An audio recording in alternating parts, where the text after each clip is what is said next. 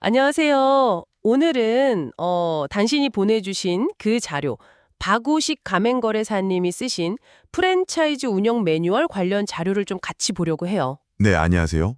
우리가 뭐 자주 가는 프랜차이즈 매장들 있잖아요. 네네. 왜 어딜 가나 거의 비슷한 경험을 하게 될까? 이런 생각 가끔 하는데 그 비밀이 바로 이 매뉴얼에 있다고 하더라고요. 아, 맞아요. 그게 핵심이죠. 그래서 이걸 한번 좀 제대로 파헤쳐 볼까 합니다. 네, 흥미로운 주제예요. 이 자료를 보니까 프랜차이즈에서 매뉴얼이라는 게, 그냥 사용 설명서?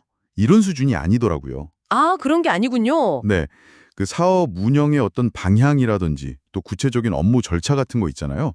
그런 걸 명확하게 글로 딱 정해놔서 전체적인 경영 효율을 확 끌어올리는 아주 핵심적인 도구라는 거죠. 효율성. 네.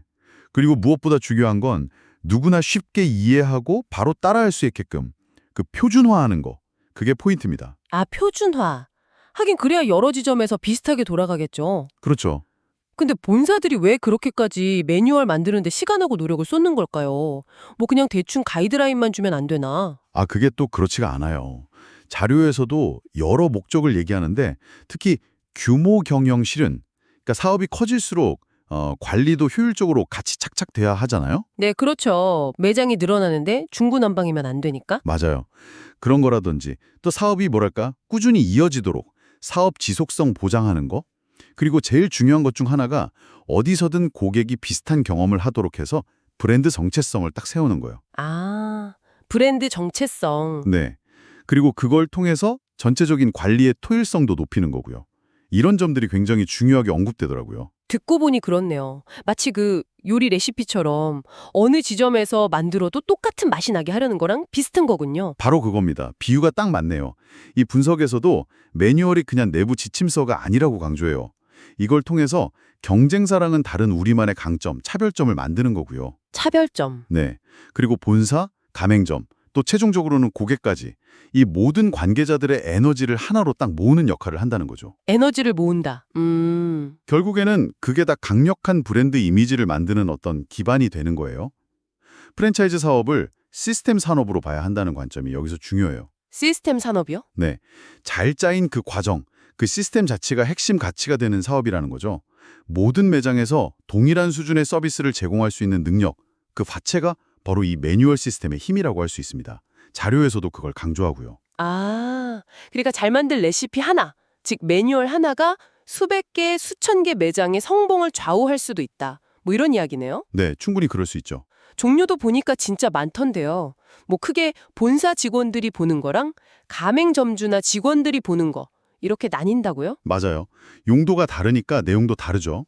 본사용 같은 경우는 좀 더 큰 그림, 예를 들어서 뭐 마케팅 전략이라든지 전체 운영 시스템 설계, 아니면 물류관리 시스템 이런 좀 거시적인 내용들이 담겨 있고요. 거시적인 내용들. 반면에 가맹전용은 훨씬 더 구체적이에요. 당장 매장에서 필요한 것들, 고객 응대는 어떻게 해야 하는지, 매장 청결 관리는 어떤 기준으로 하는지, 또 뭐 판매 촉진 활동은 어떻게 하는지 이런 아주 세세한 내용까지 다 포함되는 거죠. 와, 정말 각자 역할에 맞춰서 딱 필요한 지침서가 다 있는 셈이네요. 네, 그렇죠.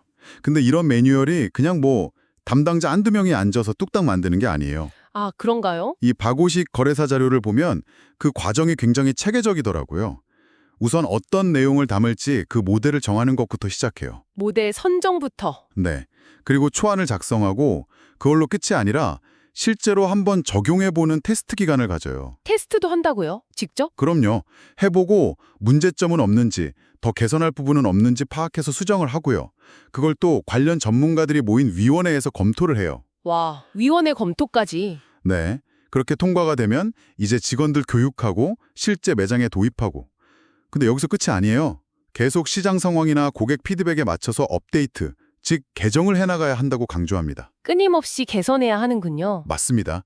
그리고 작성할 때도 몇 가지 원칙이 있는데 항상 고객 입장에서 생각하기. 이게 제일 중요하고요. 고객 중심. 네. 그리고 글만 쭉 쓰는 게 아니라 도표나 그림을 적극적으로 활용하기. 그래야 이해하기 쉽잖아요. 그쵸. 시각적인 게 좋죠. 또 너무 어려운 전문 용어나 뭐 하지 마시오 같은 부정적인 금지어 사용은 피하고 긍정적인 표현을 쓰도록 노력하고요. 마지막으로 아까 말씀드린 것처럼 끊임없이 개선하기. 이게 매뉴얼 작성의 핵심 원칙들이라고 합니다. 와, 진짜 보통 일이 아니네요. 그냥 문서 뭉치가 아니라 거의 살아있는 유기체 같은 느낌인데요. 약간 그런 면이 있죠. 계속 발전시켜야 하니까요. 그럼 이렇게 공들여서 잘 만든 매뉴얼을 현장에서 제대로 활용하면 구체적으로 어떤 점들이 좋아지는 걸까요? 효과가 궁금한데요. 효과는 여러 가지로 나타나요. 우선 가장 직접적인 건 직원 교육이 훨씬 쉬워지고 빨라진다는 거. 아, 교육 시간 단축. 네. 체계가 잡혀 있으니까 신입 직원도 뭘 어떻게 해야 할지 금방 파악할 수 있거든요. 그럼 자연스럽게 전반적인 업무 능력도 같이 올라가겠죠. 네, 그렇겠네요. 그리고 무엇보다 아까 강조했던 거, 모든 가맹점에서 일관된 서비스와 품질을 제공하게 되잖아요. 그러니까 브랜드 이미지가 딱 통일이 되고 그게 결국 경쟁력 강화로 이어지는 거죠. 통일된 이미지, 경쟁력 강화. 네, 이런 것들이 다 모여서 결국에는 합리적인 경영을 가능하게 만들고 가맹사업 전체가 더 활성화되는 데 큰 기여를 하는 겁니다. 결국에는 제가 프랜차이즈 카페에 가서 늘 마시던 그 커피 맛이 똑같거나 아니면 어느 지점을 가도 되게 익숙한 방식으로 주문하고 서비스를 받을 수 있는 거. 그 편리함 뒤에는 사실 이렇게 보이지 않는 곳에서 착착 돌아가는 정교한 매뉴얼 시스템이 있었다는 거군요. 바로 그거죠. 우리가 그냥 당연하게 누리던 일관성 뒤에는 이런 체계적인 노력이 숨어 있는 겁니다. 와, 이거 정말 흥미로운데요. 생각지도 못했어요. 네, 그래서 요약하자면 이 프랜차이즈 매뉴얼이라는 건 단순한 문서 묶음이 아니에요.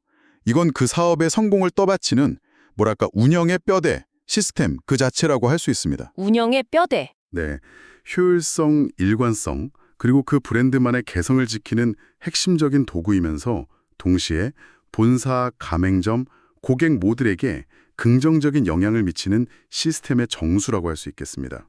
시스템의 정수. 멋진 표현이네요. 오늘 바구식 가맹거래사의 자료 덕분에 프랜차이즈 운영 매뉴얼, 에세계를 아주 깊숙이 들여다본 것 같습니다.